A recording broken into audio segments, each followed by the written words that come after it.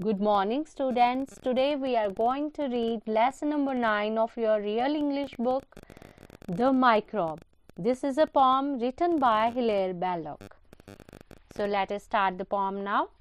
The microbe is so very small, you cannot make him out at all, but many sanguine people hope to see him through a microscope.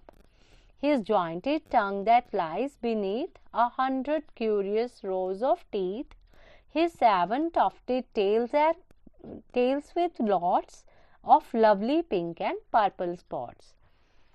In lines में poet कह रहा है कि जो microbe यानी सूक्ष्म जीव हैं वो साइज में इतने छोटे होते हैं कि आप इनको इन आँखों से यानी नेकेड आइज से नहीं देख सकते.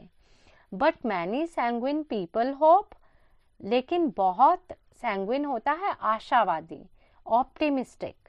जो आशावादी लोग हैं वो ये आशा करते हैं कि उनको माइक्रोस्कोप के जरिए देखा जा सकता है.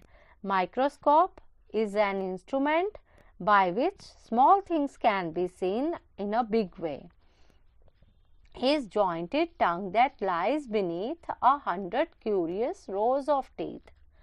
और उसकी जो his यहाँ पर माइक्रोब्स के लिए यूज हुआ है. His jointed tongue that lies beneath 100 curious rows of teeth. उसकी जो जॉइंट टंग है, जीभ है, जो कि 100 अजीबोगरीब दांतों की कतारों के नीचे पड़ी रहती है. His 7 tufted tails with lots of lovely pink and purple spots. और उसकी जो 7 tufted tails हैं, जो गुच्छेदार उसके टेल्स हैं, उसके ऊपर बहुत प्यारे पिंक और पर्पल कलर के स्पॉट्स होते हैं, धब्बे होते हैं. On each of which a pattern stands, जिसका एक बहुत प्यारा सा डिज़ाइन बन जाता है जो कि composed of 40 separate bands, और उसके 40 separate bands के द्वारा वो compose हुआ लगता है. His eyebrows of a tender green, all these have never yet been seen.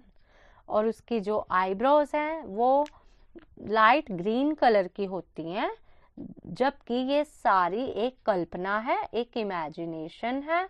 एक कल्पना के आधार पर ही ये सब कुछ कहा गया है, देखा नहीं गया.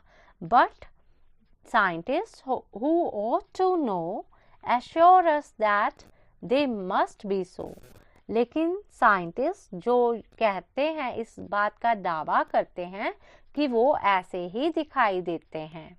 Oh, let us never doubt what nobody is sure about. तो पोइट लास्ट में कहता है कि हमें उस चीज़ का कभी डाउट होता है, शक करना.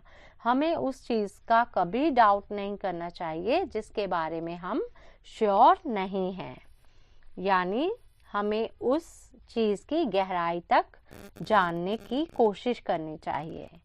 So this is all about this poem, The Microbe. Thank you.